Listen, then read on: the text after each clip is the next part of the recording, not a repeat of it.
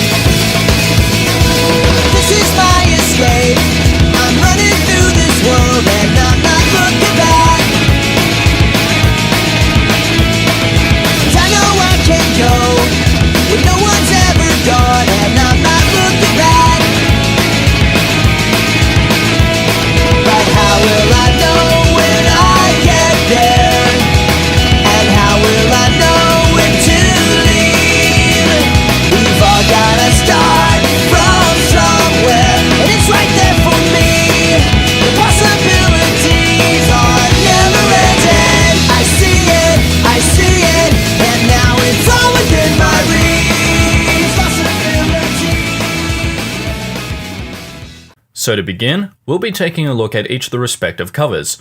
The first one shows Sonic in a pirate getup, despite the fact that he doesn't appear in this story at all, but he appears to be taking on a sort of Captain Jack Sparrow kind of look.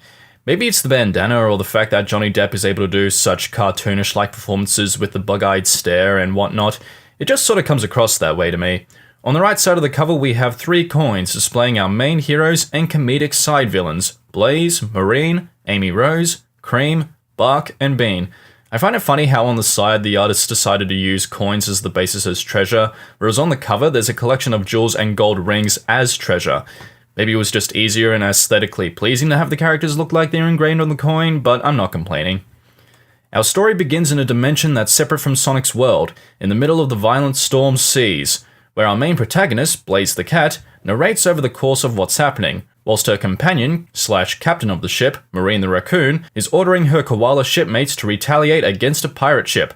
By the by, Marine speaks with a heavily exaggerated Australian dialect, and I am going to abuse the shit out of that, because heavily exaggerated Australian dialects is something this series tends to do when it comes to comic books. Come on, you bludgers. Swab your guns and reload. Gonna take bit of yakka to whip these bitches. If we can't stop that malicious Captain James Cook from stealing all of our authentic Australian fairy bread, then by dingo I will turn all of you blokes into my personal dunnies. Amy and Cream are also here to help with the escalating fight, as Blaze explains to the audience that after the events that took place in the ambitious Mega Man and Sonic crossover event, they inadvertently got sent to Blaze's dimension, and it doesn't appear that Amy is all too concerned about where Mecha Sally is or why she even ended up in Blaze's world. And in case you're wondering from my first previous continuity clarification in the Countdown to Chaos review, I'm of course referring to issue 247 where Sonic, Tails, and Amy created a team known as Team Fighters to restore Sally from her mecha form. Anyways, Blaze explains that she is currently searching for her world's version of the Chaos Emeralds, that are known as the Soul Emeralds. They have the same properties and wavelength as the Chaos Emeralds, and I believe they may have powers similar to the effects of Chaos Control and Chaos Blast, but it's been a while since I played the Sonic Rush series, and yes, for those who don't know, Marine starred in the DS game called Sonic Rush Adventure, where Sonic and Tails were transported to Blaze's world, and a majority of the time you're sailing the seas and exploring islands. Anyways, as Blaze, Marine, and the rest of the crew manage to get closer to their enemy ship, Blaze wants to try and board the ship to obtain the last Soul Emerald. The last I presume to mean that these guys already have, in which case, yeah, as a Guardian, Blaze is not having a strong start to her day as a protector. But it's probably not a good idea to piss her off, as she is the kind of character who likes to do things on her own, and isn't the greatest when it comes to asking for help from others. Go a little bit more in depth into her character based on the manual from Sonic Rush. Because of her pyrokinetic abilities, other kids pretty much teased her, and even when rising to princesshood, she saw her powers as a curse, and let's just say she can be a bit self-loathing and antisocial. In the Rush series, she developed a friendship with Queen the Rabbit and Marine, along with Sonic of course, and has since gotten better, but at times she does lash out when provoked, intentionally or not. Anyway, as Marine begins a counterattack, the pirates unleash an automatic Gatling bomb gun upon their ship. Luckily, Amy is able to parry the bomb out of explosive range, giving Blaze a chance to launch a strike at the pirates. Marine, however, crazy nutter that she is, enlists the help of Cream and Amy for a ripper of an idea. If it's about as a ripper of an idea than I think it is, then it better be a defo true blue ridgy-digi idea. Australian slang, you get used to it after a while. Blaze manages to sneak on board the ship, not wanting to have to melt a hole in the ship in the likely event that the Soul Emerald will be lost in the depths of the ocean, whereupon she comes across Ian Flynn's possible favourite character, Bean the Dynamite. By the way, I think it's implied that Blaze and Bean seem to maintain some memories of the previous continuity, as they make reference to the Battlebird Armada from a Sonic Universe story arc that predates this current continuity. I don't know if this was supposed to be an error or an undeveloped side plot, because as this series goes on, they purposely make it a habit to not refer to the series after several story arcs have passed. And if you're wondering why they do this in the first place, it's because some previous writers and artists who created some of the original characters, their own original characters that they contribute to the Sonic universe, they ran a court case against Archie for ownership of those characters since Ian Flynn really wasn't doing anything with them, the writers weren't really getting paid for their jobs and their royalties and all that, so they pretty much just took them all, and Ian Flynn couldn't really do anything about it. Back on board Marine's ship, they load up the cannons with fireworks and dangerous explosives in an attempt to deal just as much effective damage on the enemy. Is this a good idea, Marine? Ah, she'll be apples. No one really says that in Australia, and I'm pretty sure what she's supposed to be saying is, she'll be right. Look, I may live in Australia, but I only know a couple of Australian slang, okay? So I'm pretty sure that's the correct way of how we say things here. I have lived here for about 21 years, you know. The cannon fire doesn't exactly go to plan, causing the ship to blow up, whilst Blaze and Bean continue to sneak around the ship looking for the last Soul Emerald. However, the captain picks up on the fact that the two of them are hiding in his ship. Blaze manages to find out from Bean that the captain himself is holding on to the last emerald, and despite her noble intentions to free him and Bark from the pirates, Bean has no hesitation admitting that he and Bark are already aligned with the pirates. Bean is one of those characters where he would just laugh in your face if you pointed 1,000 nukes at him, and he'd just pick your nose while he self-contained all of the blasts in your general direction. Marine's plan to use the Wile E. Coyote stock explosives might have blown up in her face, but she hasn't time to worry about that, as their ship starts to sink. As a last-ditch effort to at least put some damage on the pirates, they decide to take the fight with the ship to the pirates directly. Bean and Blaze, on the other hand, are hissy fighting with Captain Metal, threatening to blow up the ship that Marine and the others are on. Blaze manages to get to the deck on time, demanding that the captain hand over the Soul Emerald, but Captain Metal is anything but unprepared, as he aims a fancy laser cannon from the bow of his ship. "You said that you'd spare them if I gave myself up." I lied. I mean, I am a pirate. You cheated. Pirate. So Marine's ship gets blown up and Blaze is pretty distraught over the whole thing, causing her to seethe with anger.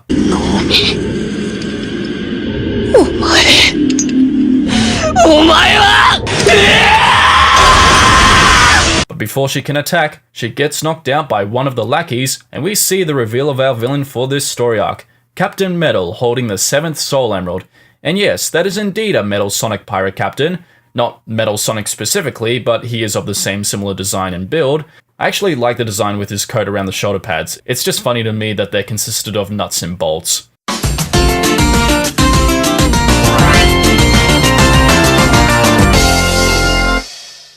On to issue 2, and the cover to this one is interesting. It's obviously reminiscent of a Bugs Bunny cartoon, but does anyone else find it kind of dark that Cream and Cheese, who are of very young age, are sitting in boiling water intended to be eaten? Perhaps I'm reading too much into it, especially since I know it's supposed to just demonstrate the helplessness that our heroes are in, but I just can't help but notice it. I mean, otherwise it is kind of funny to see Bean acting like his oddball self, and Bark just kind of doesn't give a shit what's happening, so it is still somewhat pretty funny. We begin our story with Blaze beginning anew her summarization of what happened in the previous issue. You may be wondering why she just doesn't burst out of the cage and burn everything metallic around her, and that's because it would make much more sense to just find an opportunity to grab the emerald and wait for a preemptive strike rather than be hasty about it. Oh, and because Blaze pretty much just prompted the consequences of any attempt to escape, it's a good idea for her to just not do anything for the time being. Meanwhile, in the middle of the ocean, we see that Amy, Cream, and Marine managed to survive the kamikaze wave that Captain Metal unleashed on their ship. Whilst Amy is trying to keep Cream calm and keep Marine from talking, Cream spots a few fish that apparently look like sharks. Amy leaps into action to attack them, but they actually turn out to be dolphins. Well, hello there, fine fellows. Do you need some help getting to the next... So they befriend the dolphins, and because Cheese apparently can speak aquatic mammal, Cream interprets that they can take them to where the plot is. So as they make their way to where we currently are, Blaze and the pirates continue to make their way toward the pirate HQ, whilst passing by a pair of Monty Python pirates. Oh, I see. Running away, eh? You yellow bastards! Come back here and take what's coming to you! I'll bite your legs off! So as Blaze reaffirms her mission to obtain the Soul Emerald from Captain Metal, a nearby lackey explains that Captain Metal was a regular robot who had apparently come back from the dead, and thanks to the assistance of Bunsen Honeydew over here, Metal was able to challenge the island's original leader, Captain Boltbeard, to the rights of control over the pirates. While the pirates don't seem to know what's going on and what Captain Metal is planning, except if you know what Soul Emeralds, Chaos Emeralds, or even just gems that can power up any machine could do, I think it's pretty obvious what Captain Metal intends to do. But enough about that, Blaze is having a nice drink. Even when she's angry, she's cute. I just want to bundle her up and cuddle her. Hey, don't think that what I said is a bit weird, alright? Because I know fully well that whenever shipping like this happens, the fanbase tends to go bollocks up, alright? I never said I was going to kiss her. Don't ship me with Blaze or anything. I don't want her to know that I'm into her or anything. Anyway, so Marine, Amy, and Cream manage to arrive on the pirates' island, and they decide that the best course of action is to try and save Blaze from the pirates, assuming that they think that she has been captured since they don't technically know that she's been captured. But as is tradition in most pirate stories, a group of robot natives swoop in and capture Marine, uttering the phrases, "help" and "fire cat." I guess native robots have a thing for wanting to save cats with pyrokinesis. Meanwhile, in the villain's hideout... "Here we be, princess. I can finally tell ye of my grand plans for me great new weapon. We reboot the Pirates of the Caribbean franchise and replace all the CGI with animatronics. Then we will be honoring the true Disneyland attraction." Oh yeah, we never used CGI in those attractions. We used audio animatronics. And they're really friggin' cool. You should check them out. Nope, Captain Obvious Grand Plan over here wants the 7 Soul Emeralds to build... what else? An engine of destruction like the world has ever known.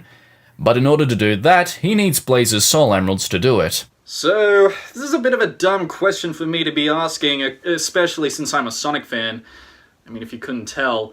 But has there ever been a time where the Soul Emeralds and the Chaos Emeralds, specifically in the games, I mean, where they haven't been used to, been collected more specifically to power up machines or give characters super forms? Because outside of those suggestions and those ideas, I think the only other time they've been relevant is when Rouge decides to hoard them for her personal collection. By the way, how is that treasure hunting going for you, Rouge? So Captain Metal explains that this weapon he has to conquer the world apparently came from a world not familiar to theirs, and as he continues to monologue, while Marine, Amy and Cream climb their way up to the top of the fortress, they look upon the highly anticipated weapon, the Wily Egg from the Sonic and Mega Man crossover, or as Captain Metal puts it, the Ego War. So with Amy and Cream making their way to rescue Blaze, Marine marches her way up to Captain Metal, not taking very lightly to the fact that he was the one that sunk her ship. Captain Metal is otherwise unfazed by this threat and releases his robotic Kraken on Blaze.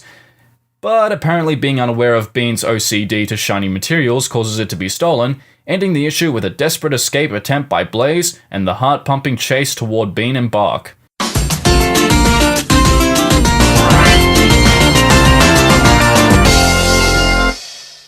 Moving on to our third issue of Pirate Plunder Panic.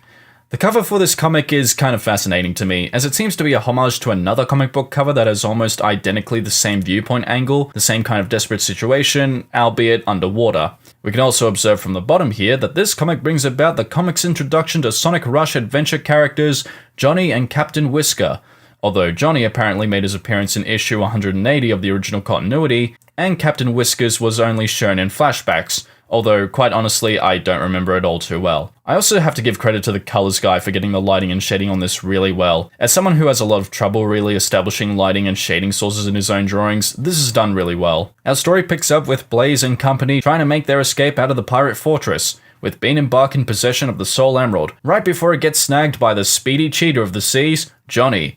Amy manages to break open Blaze's cage, with Blaze repelling the Kraken off with her pyrokinesis, making their way towards Johnny. Captain Metal, frustrated at his plans going awry so quickly, orders his men to release the Kraken and prepare his submarine for battle. You will watch this. So Blaze explains that with the power of the Soul Emeralds, she will use them to send Amy and Cream back to their world and return her planet back to the way it was before it became the basis setting of the Wind Waker. Amy insists that if Blaze goes on her own, she'll be able to catch up with Johnny, but not wanting to leave her friends behind again, Blaze elects to find another way to reach him. Marine just so happens to find Captain Metal's ship just parked beneath the cliff they're on, with Blaze hesitantly revealing that she is not a cat of big heights, a cute moment, and I think a detail that was snuck in from the original Sonic Rush series. So they managed to borrow Captain Metal's ship without permission, or as they say in the language of Johnny Depp, commandeer. Johnny and Johnny Depp, how convenient. Meanwhile, Johnny makes it back to his captain's ship, the captain being Whiskers himself, before Johnny suddenly spots Blaze and Marine making their way toward their direction in Captain Metal's ship. Marine orders her robot lackeys to start setting up for an attack, before Bean and Bark just nonchalantly make their presence known aboard the ship. And I know I haven't gone over this, but for a character who didn't have a lot of personality to him from a spin-off fighting game, Ian Flynn really does a good job at writing Bean. He's just a crazy little loony. Every time he's on the pages, he's dramatic, oddly punctual, and is one of the many masters in fictional stories who often bends the wheels of reality to his own, as if he could do it from the start to begin with. So after being demoted from captain to cabin boy, viva la Blaze, oh how I love you, a battle between Whiskers and Marine starts to heat up, as the Kraken ambushes them from both sides. Cream, remembering that Bean can summon bombs any size at any time, convinces him to help, as long as he gets to be captain. Bark manages to effortlessly throw the bomb inside, causing Captain Whiskers to drop the emerald he was holding, but Captain Metal manages to snatch it and reveal his true form to our heroes. The final battle is only just beginning.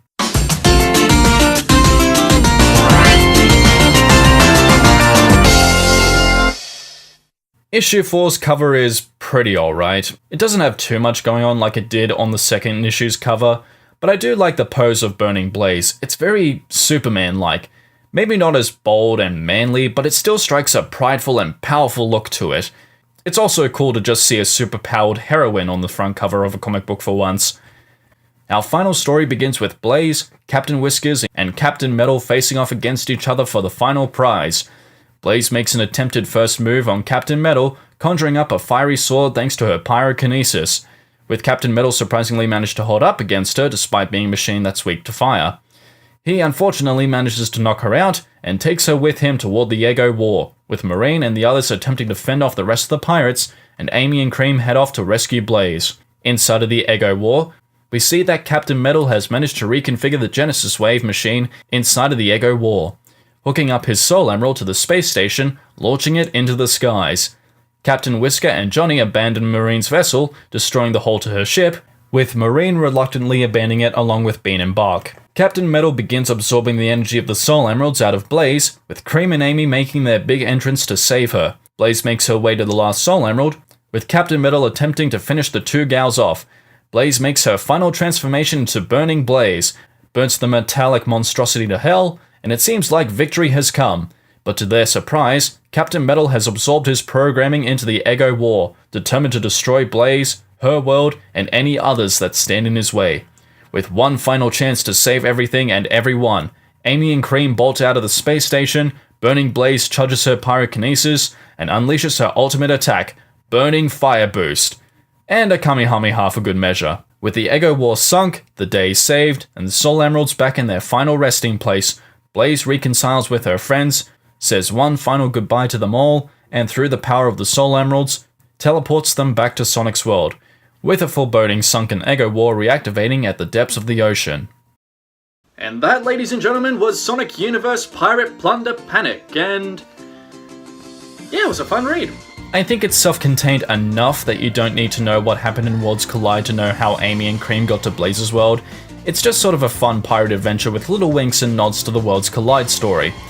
One thing I did notice is that Blaze seems to have memories of the old continuity, and they appear to have been altered when she mentions how fuzzy her memory was. And even at the end of the story, where Amy admits that things are a little off, I have to assume that her memories were gradually being rewritten. But since the concept of living in a new world won't be explored thanks to the upcoming IDW issues, it really doesn't matter. I recommend this one for a good pastime, and even for you Rush Adventure fans who like Blaze, Marine, Johnny, and Captain Whiskers. Now, when we come back for another Sonic the Hedgehog comic book review, we're going to be taking a look at the archives again with issues 31 to 40, and I know I take forever to make those, but please be patient, we're almost at the end here. And I'm also going to be taking a quick look at the IDW Sonic the Hedgehog comic book story arc with issues 1 to 4, I'm really looking forward to that. And we've still got the World Adventure to go with The Chase, so I hope you're all looking forward to that. And for those of you who are looking forward to my next video game marathon, I'm going to be starting the Batman Arkham Marathon with my review of Batman Arkham Asylum for the PC and a quick look at the PS4 version, so I hope you're all looking forward to that. Until then, take care of yourselves, have a good evening, and as always, stay awesome, lovely viewers. I'll see you all next time. You can